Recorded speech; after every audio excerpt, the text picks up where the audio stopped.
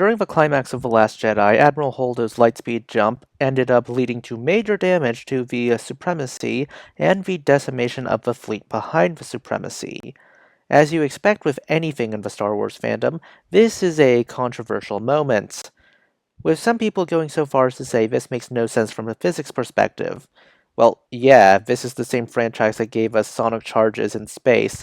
Look, I've long accepted that physics in this universe runs on rule of cool and not rule of my undergraduate homework assignments. Still, even on some kind of basic physics level, the idea of large object moves at high speed causes ton of damage is not exactly a hard pill to swallow. But do not take my agreement with the fundamentals of how this maneuver works as an agreement for its place within the narrative. You see, narrative devices always exist within limits, be it creative or narrative limits. For Avatar The Last Airbender, for example, when author FCE asked about the concept of bone bending, Michael DiMartino said, "Yeah, that might detract from the uniqueness of blood bending, and I honestly support the decision despite me not agreeing with Mike and Brian over a lot of things. You want to preserve the weight of the threat of blood bending. You want to make sure that the Halloween special is essentially a Halloween special in that it mildly scares children. This is a creative limit. Narrative limits are what happens when you're familiar with superhero films and superhero media in general. Why does Erasure last until Aizawa blinks? Because if he nullified quirks, every single villain he comes across would be absolutely useless as a threat. Likewise, why does Decay only work with five-finger direct contact early on? Because the plot would be over if it didn't. It's why heroes and villains get power upgrades and skill upgrades over time.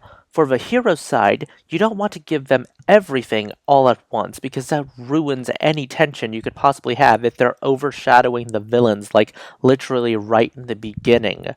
For the villain side, this is why you have multiple factions of villains, or villains themselves get stronger, or multiple generals that build up to the big bad, because you want the villains to be a big enough threat at the beginning, but you don't want them to be so overpowered that there is no narrative tension at all.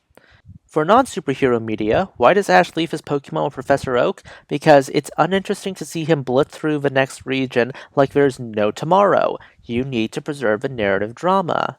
Because if you end up introducing a concept, it's going to be hard to not use that concept again. The Chekhov's gun is basically the trope of if you introduce a concept, a skill, or some tangent, that you have to make it mean something, either on a thematic level or a plot level. Otherwise, you just created a nice bridge to the middle of nowhere. So when Beaumont Kin and Rise of Skywalker said that they need to use a bunch of Holdo maneuvers against Palpatine's new fleet, only for Poe to say, "That's one in a million scenario," I say, well, that's a sucky explanation. You might as well add something called Cyril's corollary to Chekhov's gun. If you're going to not fire the gun, you better have a good reason not to, fire it. To recap, the maneuver itself makes sense. The problem is how the narrative tries to maneuver around the maneuver. It's hard to justify not using a technique, a power, or a concept that you introduced, and then using it again in a scenario that is pretty similar to the original scenario. The justifications they did give us is what amounts to, and shrugging.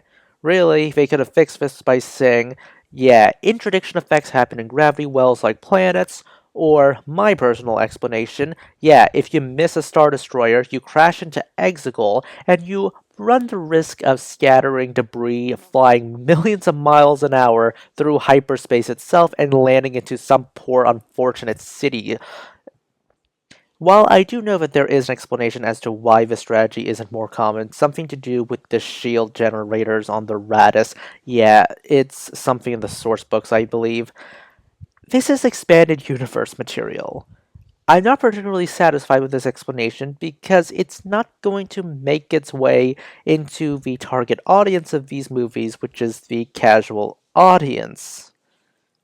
But hey, maybe I underestimate the casual audience.